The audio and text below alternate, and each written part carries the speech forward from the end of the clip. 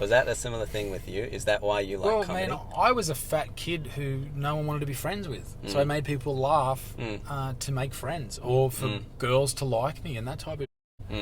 You know, a lot of people compartmentalise tragedy and childhood, and one of the hardest things about being a child is not being liked.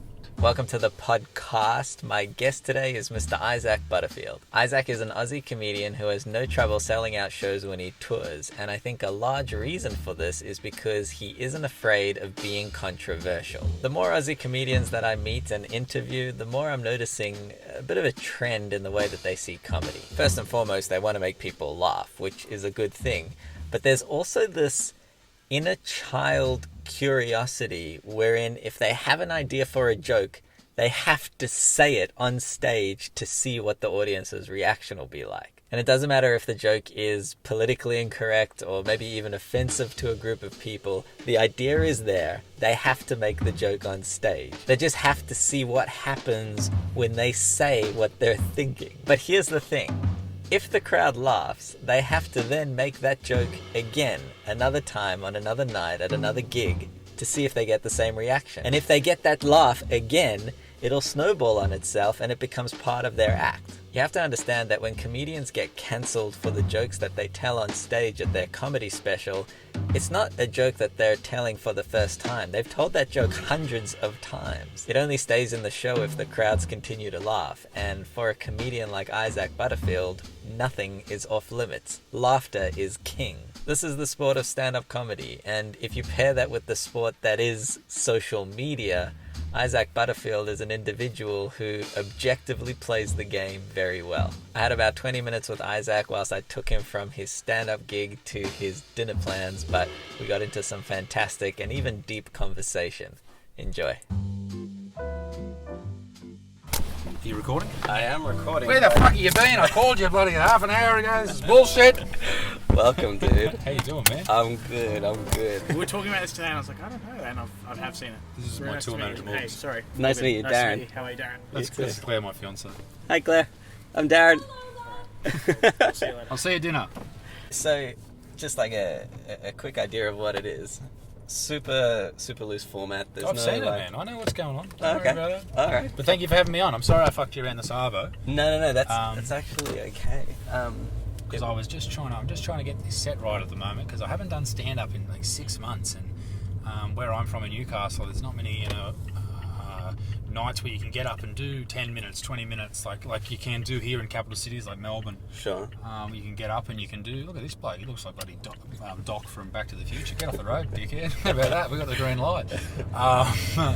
But yeah, no, so just been getting the set right and all that type of stuff, and it's been really cool. We sold out. Yeah. 450 people every night, so it's marvellous. That's marvellous. massive. How old are you? You're 20. You're my age. 27. Yeah, so we're the same age. We're not old, man. Oh, I know. but it's very easy to feel old But on it TikTok. feels, man, I feel so old when people say to me, like, my brothers are all like, they're getting to the age of 18 now, and they go, man, you're so old, you're nearly 30. I was like, shut up, leave me alone. I know I'm getting old, I get it. But yeah, 27, when you were 18, you looked at 27-year-old like, that's an old man, Honestly, I don't know if I did, because my brother, he's like 8 years older than me. And he's a kid. Yeah, sure. So I think I've looked at him and gone, all right, like when you get to that age, you don't have to grow up, kind of thing. Yeah. But yeah. Well, I don't go out anymore. I don't go to nightclubs. Even like 2 years ago when I was in Melbourne at the comedy festival, and I was here with like people like Jackson Fairbairn and Frenchie, and Frenchie's older than me and stuff, and Lewis Spears and people like that, and we were hanging out, and we went to this nightclub. I can't remember what the name of it is, but it's a really cool joint. And the guy hit me up on Instagram. He's like, come and we'll hook you up with some drinks and stuff. And he ended up having billboards. Yeah. Is that a strip club or a fucking nightclub? No, it's a nightclub. Well, somewhere. And anyway, we went in there, and he comes out with these huge big liter bottles of Grey Goose and shit. And I was like, oh, okay.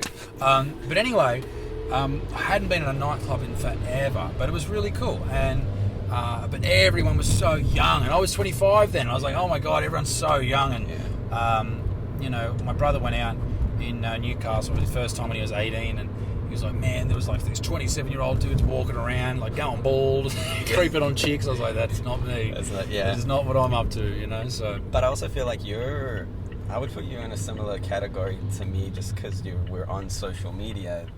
You're hustling. And Yeah. that's like, sure, maybe, I don't know how you blow off steam and stuff. Like, I still like to go to a club or a bar, and but that's fine. Are you single? well, actually, I'm recently in a relationship. Oh, too late, TikTok ladies. It's off. It's all over. But yeah, dude, I actually wanted to bring this up to you. Okay. Because, well, there's an elephant in the room with her.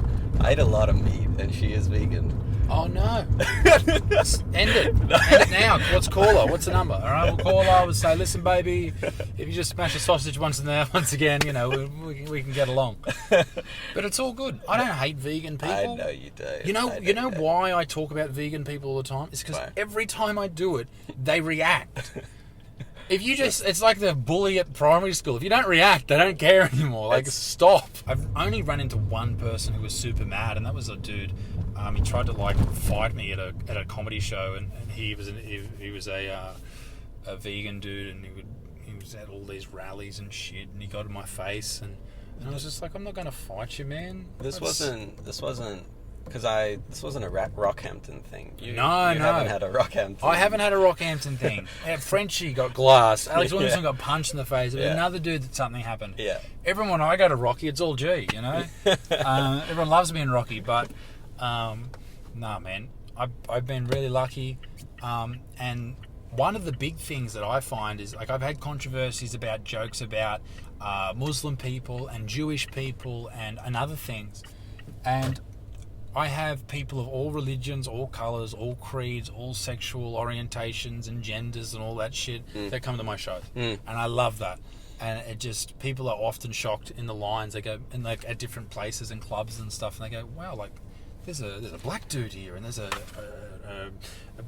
gay lady and a gay man. And this, I'm like, mate, this is the thing. I realized this. I had that like clicking moment. I saw Lewis Spears a couple weeks ago, and there was a non-binary girl with her dad that he like called on, like doing a bit of crowd work, and I mean he handled it very professionally. And he still kept it funny. It was very good.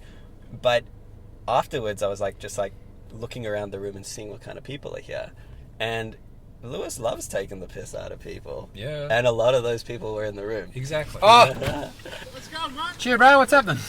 How are you? What's happening? Fuck all, bro. Fuck What all. the fuck is this? Jesus fucking Christ, there's a whole car here. Goodbye.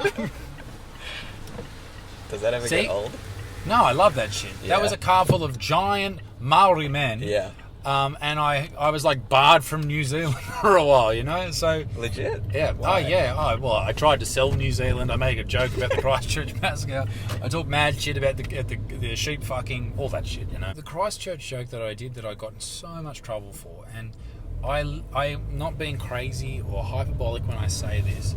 I had well over 70,000 direct messages into my Instagram inbox. I saw it. I remember this. And Yeah. I got hammered, man. And I remember thinking of that joke with my fiance. We were in the car and we thought, oh my God, that is the worst possible thing to say at that moment. I wonder what the response would be on stage. And every single time I said that joke, I said it 2 weeks after the Christchurch massacre happened, and every single time I said it, I got a round of applause Really? by the crowd. I said it in Christchurch and got a standing ovation. Wow. Man, this is the point. None of this comes from hatred. None of it comes from me being a mean person. It comes from me seeing something happen and thinking, I wonder how I can make that into a joke. Obviously, it's a terrible tragedy. Obviously, it's a horrible thing. And if it happened to my family, I'd probably be like, that's so bad. But I'd still try and turn it into some way of making it humorous. Is there any like background to that? Because I know on a personal level, say like my family growing up, I actually don't remember a lot of my childhood because my parents argued a lot. Okay. So as a coping mechanism to deal with trauma, you forget stuff. Yeah. But something I also used to do is make people laugh. Okay. And I would find the comedic, like I wanted to be like the comedic element to the family, or the comedic element to like whatever shit's going on. Was that a similar thing with you? Is that why you like Well, comedy? man, I was a fat kid who no one wanted to be friends with. So I made people laugh to make friends, or for girls to like me and that type of shit. You know, a lot of people compartmentalize tragedy and childhood, and one of the hardest things about being a child is not being liked, and if you, or being in a negative environment. And I think not being liked, or being overweight, or being whatever, or having a childhood where your parents are fighting, or there's something happening at home that isn't a good thing, they can be opportunities for creativity to grow, and that can be laughter, that can be writing, that can be something, whether it's artistic or not. You know, and that's something that happens to a lot of people. And I think that's where, you know, tragedy often forms the best cut diamonds. And I'm not one of those people. I don't think I'm the best comedian in the world, and I'm not the funniest person in the world. I do my job, I make people laugh, I go home, and I look after my family. And that's what I do. Good night! I was about to say, that was fucking beautiful. A friend of mine, he just got out of a 3-year relationship, and the poor guy, like, he's going through a tough time, but it's also a very good thing, because from this, I mean, like, the decision's totally up to him, but from this, he can very well, like, you know, like, slingshot into whatever the next thing is for him. Not necessarily a vagina, but like, I know if it is. maybe Cannonball! but it's a great opportunity to, like, grow, like, 10x Yes. kind of a thing. And whether it's, you know, if you're like a younger kid, as you were, like, overweight and not like confidence there, or like in my instance with family stuff.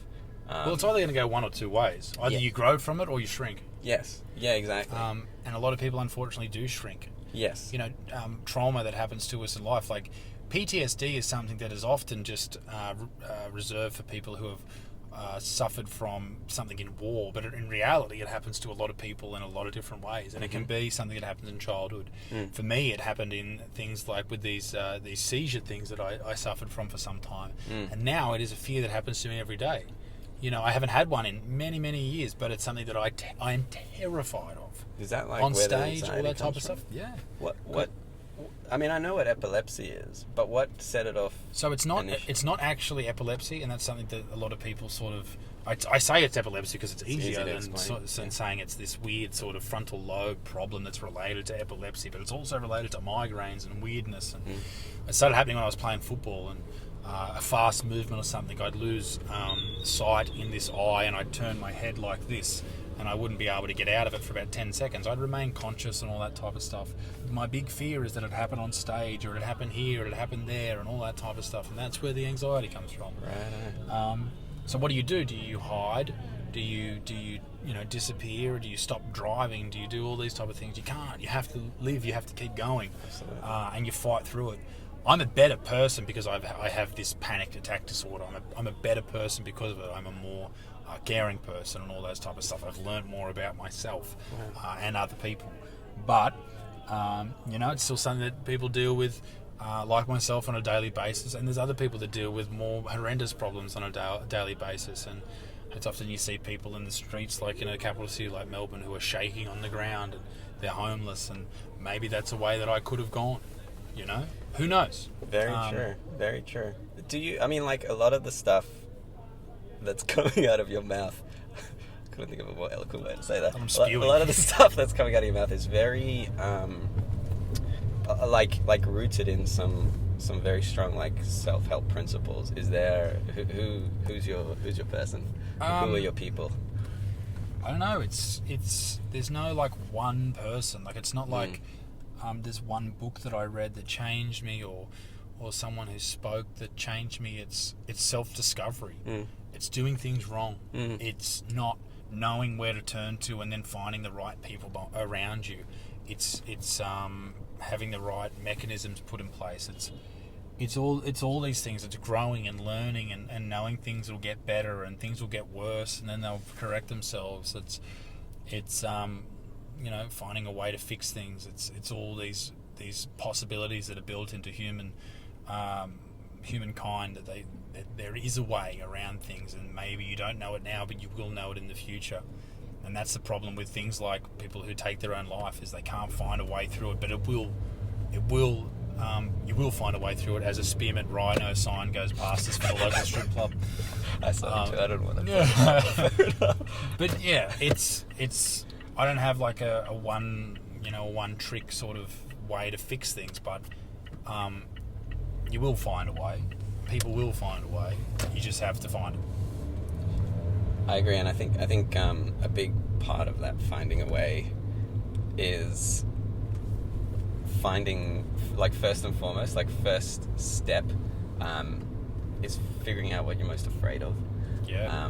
I know for me, so, like, yes, I was burnt out at the beginning of my break recently, but I also was, like, somewhat a shell of a human. Like, I forgot a lot of these, like, foundational things of life, if you will, because I was just so, like, caught up in, like, YouTube or social media world, and I forgot what almost like what I stood for. Sure. No, it wasn't to a point of, like, suicidal thoughts and things like that, but it was absolutely to a point of I didn't realize I also, like, apparently deal with, like, bouts of anxiety. This, like, identifying fears and doing it, like, it's completely unrelated to, like, my everyday life, but I'm terrified of needles. I've always been bad with needles. But I started, injecting heroin. I'm going to face this fear head on.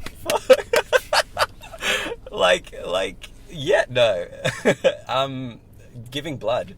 And, like, just, like, and also getting blood tests. I didn't really need it, but, like, getting blood tests, like, full body checkups, sure, just for the purpose of giving blood. And that process of, like, starting to overcome it made me feel, it's very empowering. Yeah. When you're not sure how to empower yourself, it's like, figure out what a fear is. Mate, I went through the fear of the seizures on stage. It's Yes. my biggest fear. Yeah. And even though it never happens, it's just the biggest fear.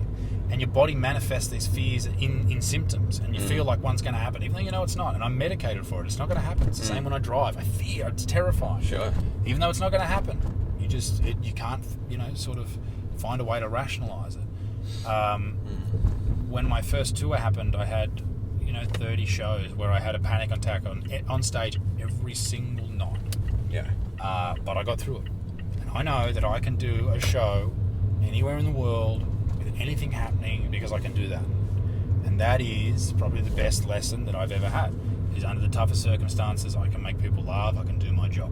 And people deal with much more horrible things than I, but it is that, it's the fight within yourself and all that type of shit that people have to deal with on a daily basis, that it seems so amazingly real to you and terrifying to you, but you will face bigger things in your life, and you'll face much easier things in your life, and it just depends on what is happening at that certain point in time, whether or not you're willing to deal with it or you're going to hide from it. And I think that most people hide from things, and other people go and fight them. And I try and fight them, whether they're internal demons or demons that I decree are things that have to be dealt with within the world around me. So we're 2 minutes off, but before you get out of the car, I want to do a quick 10 questions with you. Needle. All right, 10 questions with Isaac Butterfield. What do your mates call you? Isaac? Yeah. Butts? Yeah, Something the like Butts. Yeah, Isaac Butterfingers. All right. How dare you? Koalas are a type of bear. True or Incorrect. false? They are a marsupial. Nice. Platypuses can be venomous. Yes, absolutely. They've got a venomous little stang in their butthole. Wow. Maybe. How do I know that? Male platypuses. That's true. Yes. Question 3. What shape is a wombat's poo? It's little pebbles. It's little pebbles. Is Cubed. it? Cubed. Cubed. I don't know how that works. Oh, well, I do. What shape is a drop bear's poo? It's mythical. It's a mythical poo. It's the shape of a Horcrux from Harry Potter. Correct. Tasmanian devils are only found in Tasmania. True or false? Well, it's false, because they're in zoos in mainland Australia. Oh, you got a technicality there. Yeah, but also that's they reckon that they are only in Tasmania. But people also say that about the Tasmanian tiger, and some people think it's actually can be found in some remote wilderness. I've got a very good friend, a hunter friend of mine. His name's Adam Greentree, who's been on Joe Rogan's podcast numerous times, and he reckons that if there's anywhere in Australia that there could be Tasmanian tigers and perhaps Tasmanian devils, it could be in the remote wilderness around Canberra. Anyway, next question. fucking hell. All right. Yeah. All right. The first police force in Australia was made up of the most well-behaved convicts. True or false? Yeah, sure. And they probably went to places like Newcastle, where I'm from, because that's where they sent the worst convicts to work in the first mine, which was actually built under a place called Fort Scratchley in 1804. First coal mine in Australia. Where's your family from? Like your roots? From Western Sydney. Okay. Yeah, and then places like Ireland and Scotland. That makes sense. Yeah. How big is a baby kangaroo when born? It's the size of a jelly bean. Yeah, about 2 centimeters. Cool. A gay bar in Melbourne won the legal right to ban women from the bars because they made men uncomfortable once upon a time. True or false? Yes, confusing erections is a reason to ban women amongst the gay community. True. In 2007, Yes, apparently. that's true. The confusing erection part. Every year, Melbourne hosts a free festival called Moomba. Have you heard of it? No. Okay. It's pretty much just like rides and kind of like Luna Park sort of thing. Okay. What does Moomba mean in many Aboriginal languages? Land of free rides. Up your bum.